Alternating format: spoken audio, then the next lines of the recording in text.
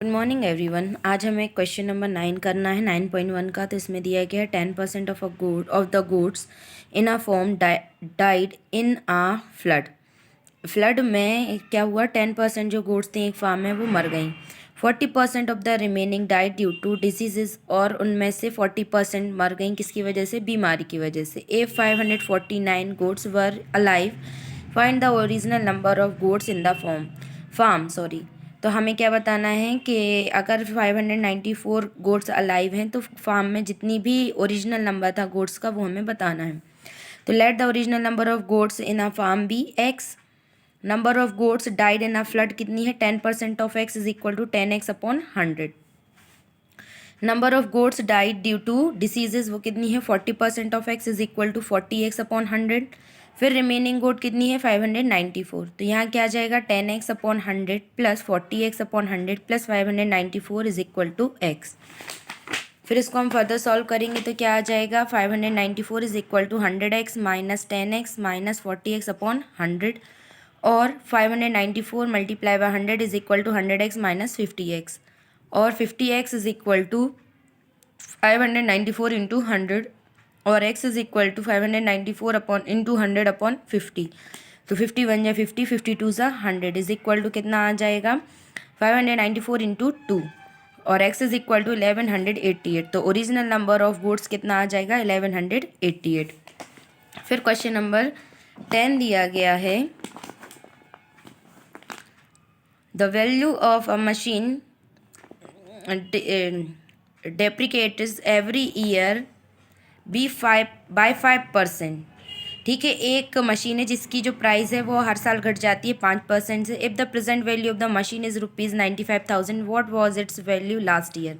अगर उसकी जो वैल्यू है वो कितनी है, 95,000 है प्रेजेंट, तो उसकी वैल्यू लास्ट ईयर कितनी थी ये हमें बताना है। तो प्रेजेंट वैल्यू ऑफ मशीन कितनी है, 95,000। रेट कितने परसेंट से डिक्रीज़ हो रहा है, 5% से। टाइम कितना है, 1 ईयर। तो हमें बताना है क्या, value of machine last year. ठीक है, लास्ट ईयर की तो क्वेश्चन मार्क। तो अमाउंट क्या आ जाएगा, principal into 1 plus r upon 100 into n. इसको हम सॉल्व करेंगे तो 95,000 इंटू 1 प्लस 5 अपॉन 100 इंटू 1, और 95,000 इंटू 100 प्लस 5 अपॉन 100, और 95,000 इंटू 105 अपॉन 100। इसको फर्दर सॉल्व किया हमने तो यहाँ क्या गया, 950 मल्टीप्लाई बाय 105 और इज इक्वल टू 99,750।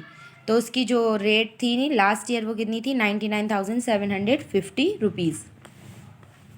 फिर क्वेश्चन नंबर 11 है, the population of a town increases by 10% annually. हर साल जो एक टाउन है उसकी जो पॉपुलेशन है वो 10% से बढ़ जाती है। If it's present population is 80,000, what will be the population after 2 years. तो हमें ये बताना है अगर उसकी प्रेजेंट पॉपुलेशन कितनी है, 80,000 है, तो हमें ये बताना है कि 2 साल बाद उसकी जो पॉपुलेशन होगी वो कितनी होगी।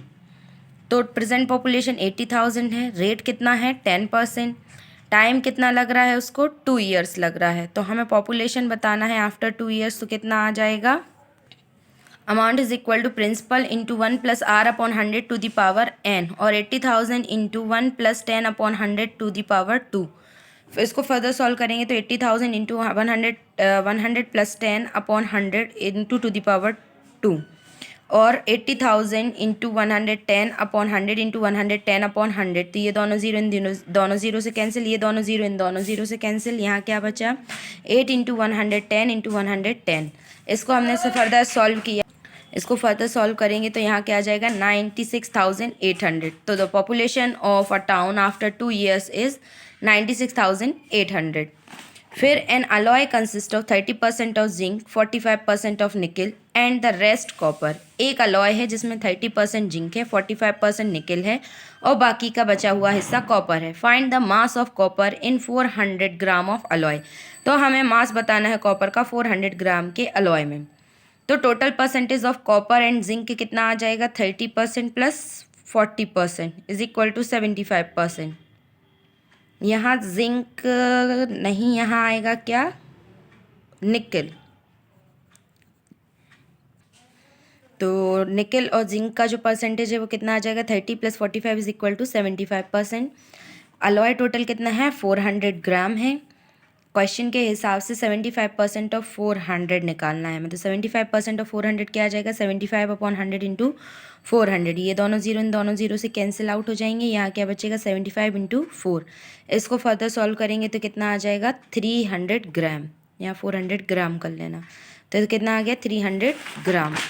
अब हमें निकालना क्या था मास ऑफ कॉपर, तो मास ऑफ कॉपर क्या आ जाएगा 400 gram minus 300 gram is equal to कितना आ जाएगा 100 ग्राम। ठीक है, फिर क्या है next question, during school hours Neha finishes 73% of her homework.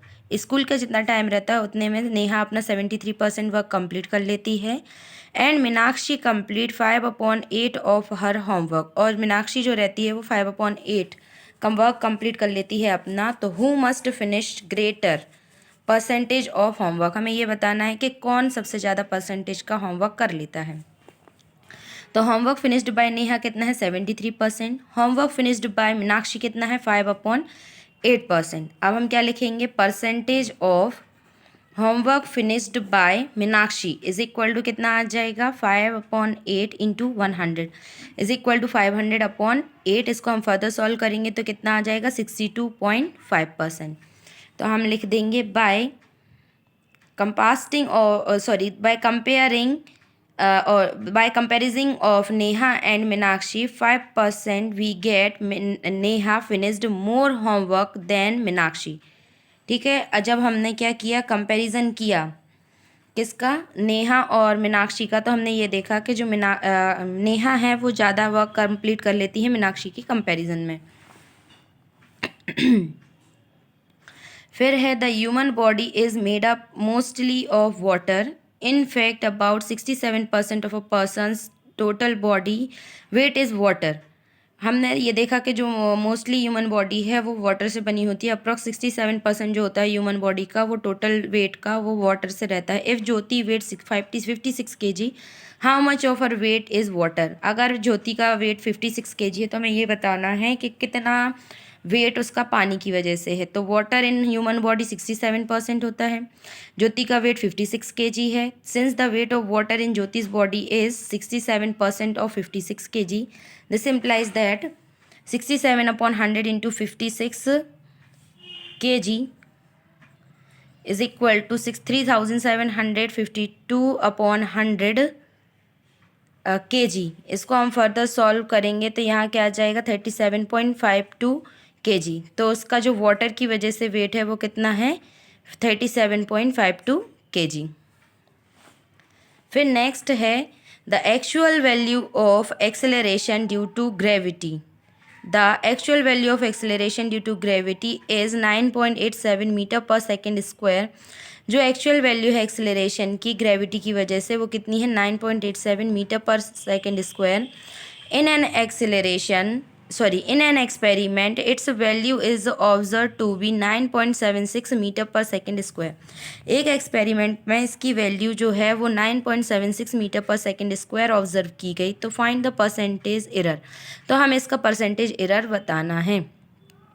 तो एक्चुअल वैल्यू कितनी थी एक्सेलरेशन की ग्रेविटी की वजह से 9.87 metre per second square. Experimental value कितनी थी 9.76 मीटर पर सेकेंड स्क्वायर।